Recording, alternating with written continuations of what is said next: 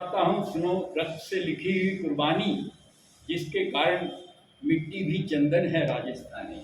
क्या जिसके बात कारण है, मिट्टी बहुत भी अच्छी चंदन बात है राजस्थानी। किरावल रक्त सिंह को छल से कैद किया खिलजी ने, कालजयी मित्रों से मिलकर दगा किया खिलजी ने। खिलजी का चित्तौड़ दूत में एक संदेशा आया, जिसको सुनकर शक्ति शौर्य पर फिर अंधियारा छाया। 10 दिन के भीतर ने पद्मिनी का डोला यदि आया, यदि नेहरू की रानी को तुमने दिल्ली पहुंचाया, तो फिर राणा रत्न सिंह का शीश कटा पाओगे। शाही शर्त ने मानी तो फिर पीछे पछताओगे। बहुत अच्छी।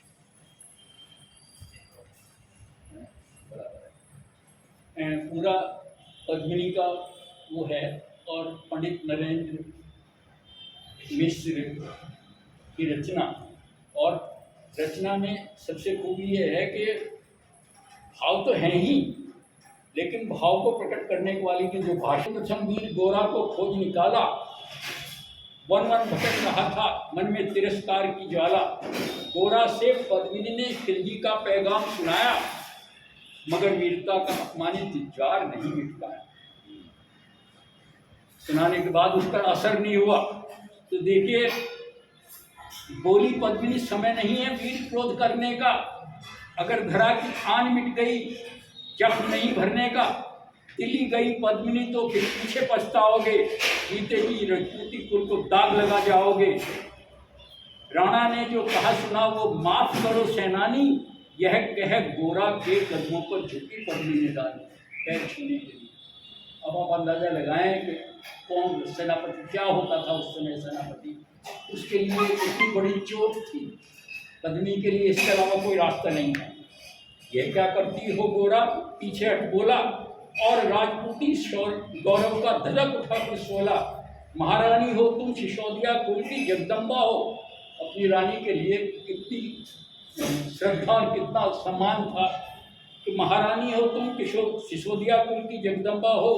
प्राण प्रतिष्ठा एक लिंग की ज्योति अग्निगंधा हो। जब तक गोरा के कंधे पर दुर्जय शीश रहेगा, महाकाल से भी राणा का मस्तक नहीं कटेगा। ये घोषणा कर दी उसने। और शायद इतिहास में चंद ही लोग हैं जिन्होंने महाकाल को चैलेंज किया है। एक तो सावित्री है, स्वाभाविक है, एक नचिकेता है, और एक जो है भीष्म पितामह है, जिन्होंने ये कह दिया कि जब तक उत्तरायण नहीं जाएगा सूर्य, तब तक तुम मेरे प्राण नहीं ले सकती। तो हाथ बांधे खड़े रही, दक्षिण में जो है मौत है। और अब जो है गोरा कह रहा है कि जब तक गोरा के कंधे पर दूजे शीश रहेगा, महाकाल से भी राणा का मस्तक नहीं कटेगा।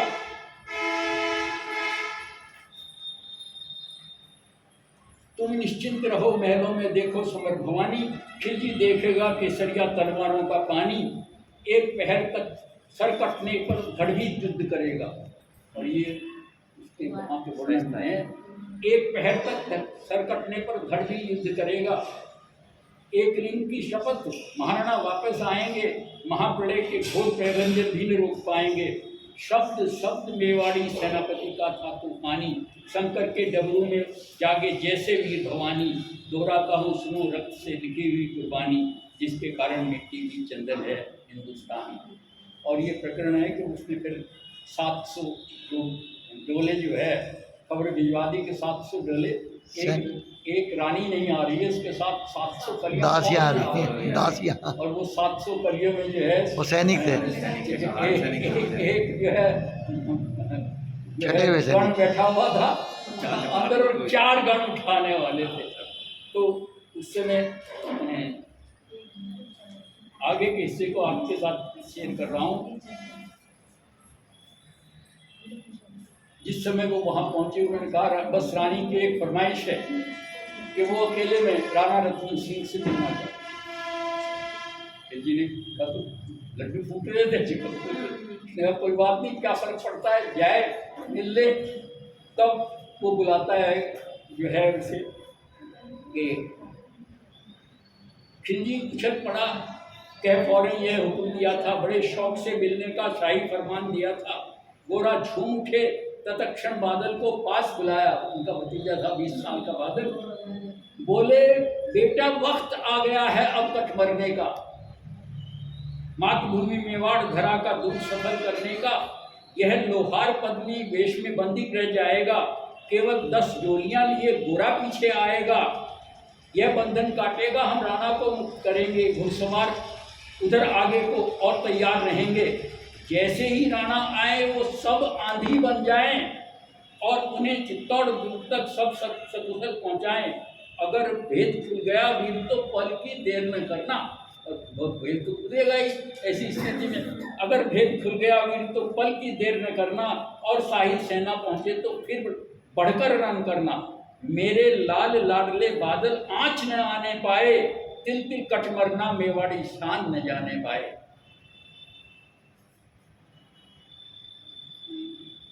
ऐसा ही होगा काका, राजपूती अमर रहेगी, बादल की मिट्टी में भी गौरव की गंध रहेगी।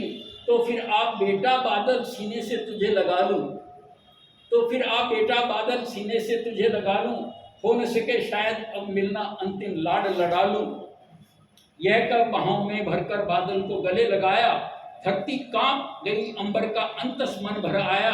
सावधान कह पुण्य पंथ पर बड़े गोरा सेनानी, पहुंच लिया झट मुड़कर बूढ़ी आंखों का पानी। से पता था कि इसके बाद मुलाकात नहीं होती, जिसके कारण वे टीवी चंदन है राजस्थानी दौरा कहूँ सुनो रक्षे टीवी को गाना।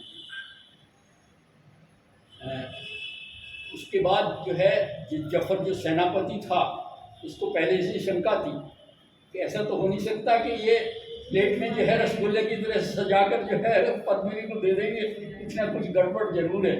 जब वो छुड़ा लिया उसने, तो उसने जो है राणा चले तभी शाही सेना लहरा के आई, खिलजी की लाखों नंगी तलवारें पड़ी दिखाई। खिलजी ललकारा दुश्मन को भाग न जाने देना, रत्न सिंह का शीश काट कर ही वीरों दम लेना। टूट पड़ो मेवाड़ी शेरों बादल सिंह गरजा था, टूट पड़ो मेवाड़ी शेरों बादल सिंह ललकारा। हर हर महादेव का गूंज उठा न भेदी जयकारा। निकल डोलियों से मेवाड़ी विजयी मेवाड़ी सेना, बिजली लगी चमकने, काली का खप्पर भरने तलवारें लगी खटकने। राणा के पथ पर शाही सेनादल तनिक बढ़ा था, पर उस पर तो गोरा हिमगिरी सा अटल खड़ा था। कहा जफर से एक कदम भी आगे अगर बढ़ोगे, यदि आदेश न माना तो कुत्ते की मौत मरोगे। वो मेवाड़ी वीर अकेला लाखों से लड़ता था, बूढ़ा सिंह भी वीर उधर ही बढ़ा, जिधर भी वीर उधर ही विजय सिंह मंत्र पढ़ता था। इस भीषण रण से रहती थी दहली थी दिल्ली की दीवारें, गोरा से टकराकर टूटी खिलजी की तलवारें। मगर कयामत देख अंत में छल से काम लिया था, गोरा की चंगाक पर अरी ने छिपकर वार किया था। वहीं गिरे वीरवर गोरा जफर सामने आया, शीश उतार दिया धोखा देकर मन में हर्षाया। मगर वाहरे मेवाड़ी गोरा का धड़ भी दौड़ा, किया जफर पर वार की जैसे सिर पर पड़ा हथौड़ा। एक वार में ही शाही सेनापति चीर दिया था, जफर मोहब्बत को केवल धड़ ने ही निर्जीव किया था।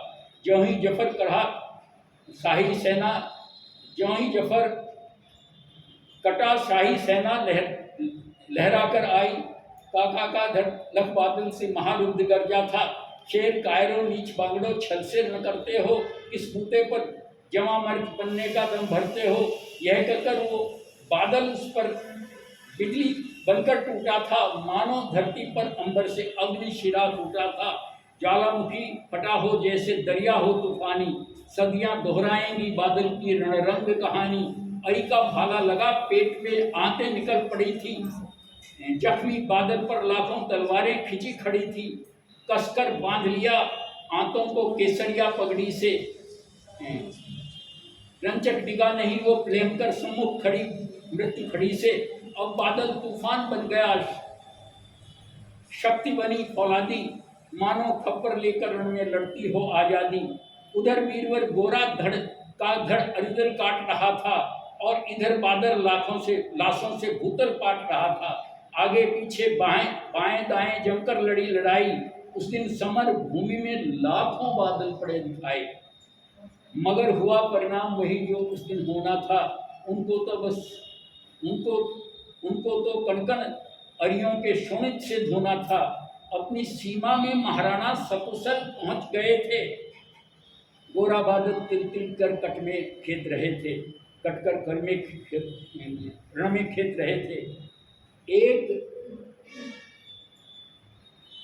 एक कर कटे सभी मेवाड़ी वीर सिपाही, रक्त सिंह पर लेकिन रंजक आँच न आने पाई। गोरा बादल के शव पर 2 पंक्तियां हैं और नरेंद्र मिश्र की आप प्रतिभा देखें कि गोरा बादल के शव पर भारत माता रोई थी, उसने अपनी 2 प्यारी ज्वलंत मणियां खोई थी। धन्य धरा मेवाड़, धन्य गोरा बादल अभिमानी, जिनके बल से रहा पद्मिनी का सतित्व अभिमानी, जिसके कारण मिट्टी भी चंदन है राजस्थानी। दोहराता हूँ सुनो रक्त से सिनी लिखी हुई कुर्बानी, जिसके कारण मिट्टी भी चंदन है।